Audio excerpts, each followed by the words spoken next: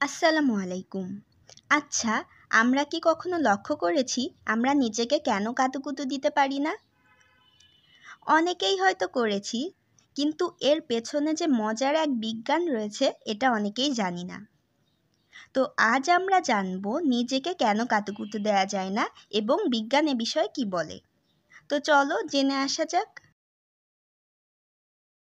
বড় বড় স্নায়ুবিজ্ঞানীরা এ বিষয়ে গবেষণা করে তারা এর কারণ হিসেবে মাথার পেছনের দিকটাকেই দায়ী করেছেন। আমাদের মস্তিষ্ক বা মাথার পেছনের অংশে থাকে সেরেবেলাম, যেটা আমাদের মস্তিষ্কেরই একটি অংশ।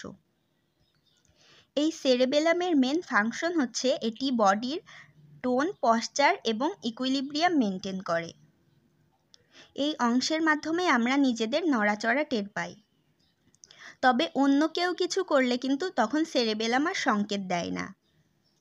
তাই যখন নিজেকে নিজে সুড়সুড়ি দেওয়ার চেষ্টা করা হয় তখন সেরেবেলাম আগে থেকেই সতর্ক হয়ে যায় এবং মস্তিষ্কের বাকি অংশগুলোকেও সেরেবেলাম সতর্ক করে দেয়, যার ফলে গোটা মস্তিষ্ক সাবধান হয়ে যায় এবং পুরো সুড়সুড়ি অনুভূতিটাকে নিয়ন্ত্রণ করে ফেলে। তাই নিজেকে কাতুকুতু দিলে তখন আর কাতুকুতু লাগে না। ভাগ্যি সেই সেরেবেলাম ছিল,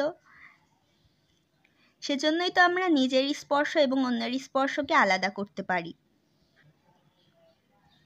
নয়তো নিজের হাত দিয়েই যদি নিজের পাকে ধরা হতো তাহলে ভাবতাম অন্য কেউ আক্রমণ করছে, তখন কি মুশকিলটাই না হতো।